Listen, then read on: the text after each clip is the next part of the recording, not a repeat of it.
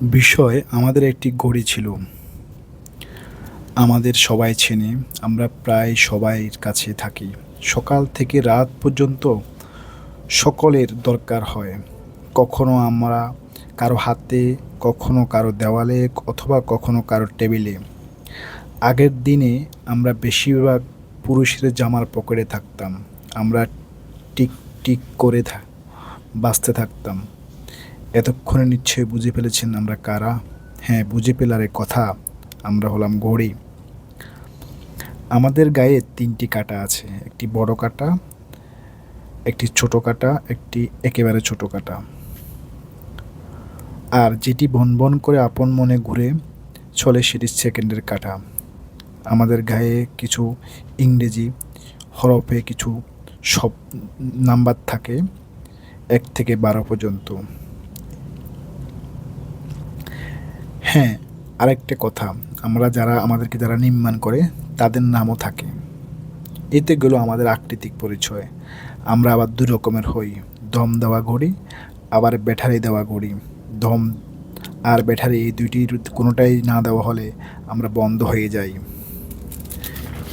33 বছর ধরে চৌধুরী বাড়ির উন্মুক্ত বারিন্দায় আমাকে যে কিনে এনেছিল, তিনি এক রাজকীয় পরিবারের জমিদারের ছোট ছেলে। সবাইকে সময় দেখার জন্য আমাকে তার বারিন্দায় একটি দেওয়ালে লাগানো হয়। সেদিন থেকে আমাকে সবাই দেখতে আসে। আমার দেওয়া সময়ের পরিমাপে সবাই যে যার যার কাজ সারত। আমি প্রতি ঘন্টায় একটি আওয়াজ ব্যবহার করতাম, যা অনেকের কানে বাজত। দেওয়ালে থেকেই সময় দেখিয়ে আমার দিন কেটে যেত।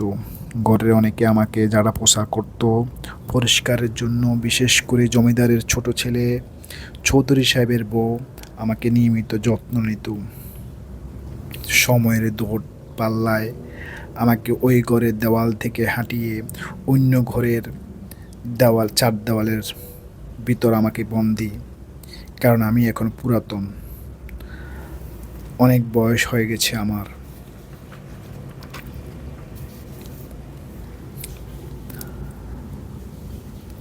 যে পরিবারের এখন সবাই ব্যস্ত, যারা আমাকে ভর করে পথ চলা শিখেছে, প্রতিষ্ঠিত হয়েছে, সবাই আমাকে ভুলে গেছে।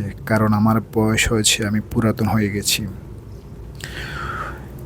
তখন অনেক বছর হয়ে গেছে, আমিও একই অজানা জায়গায় বড় বোনের বাড়ির পাশেই কোনো রকম পড়ে আছি। আমার বৌমা, আমার বড় বৌমা, আমার বড় নাতি এখনও আমাকে যত্ন করতে চায়, তাদের সাথে রাখতে চায়, কিন্তু স্বার্থের বেড়াজালে আটকানো কিছু শব্দের বেড়াজালে তারা আমাকে দেখতে পারে না, তারা আমাকে সময় দিতে পারে না। এটি এক নিষ্ঠুর, এক অবান্তর আলোচনা। আমার কানে এখন অনেক কথা আসে। বাড়ির ছেলেমেয়েরা, বন্ধুরা আসা যাওয়া করে, তাই ছোটদা সবসময় বলে, এই ঘড়িটা হাটিয়ে দাও তো এখান থেকে, এটার সৌন্দর্য নষ্ট হয়ে গেছে, এটি আর কোনো কাজে আসতেছে না, এর কাছে এখন কিছুই নেই। এইভাবে হয়তো কোনো একদিন আমার থেকে সরে যাবে আমার ঘড়ির কাঁটার সব শব্দ, সব সুন্দর, সব আওয়াজ। এখনও দূর দূর করে টিকটিক করে বয়ে চলছি, সময় দেখাই যাচ্ছি, কিন্তু একটি সময় এটা আর থাকবে না। কারণ আমরা স্বার্থের নেশায় সবাই বন্দী। কেউ নিজের স্বার্থের বাইরে আমরা পা দিতে পারি না। একটা সময় হয়তো আমিও দিতে পারি নাই, এখন তোমরা দিতে পারছো না, সামনে তোমাদেরকে কেউ সময় দিতে পারবে না। এটি বাস্তব, এটি তোমাদেরকে মেনে নিতে হবে। এই ঘড়িটির আক্ষরিক কিছু বিষয় আমি আপনাদের সামনে শেয়ার করলাম। যদি আপনারা বুঝতে পারেন তাহলে ধন্যবাদ, বুঝতে না পারলে কোনো সমস্যা নাই, আপনাদেরকে আরেকটা ভিডিওতে আপনাকে বুঝিয়ে বলতে পারবো। ধন্যবাদ সবাইকে, আসসালামু আলাইকুম।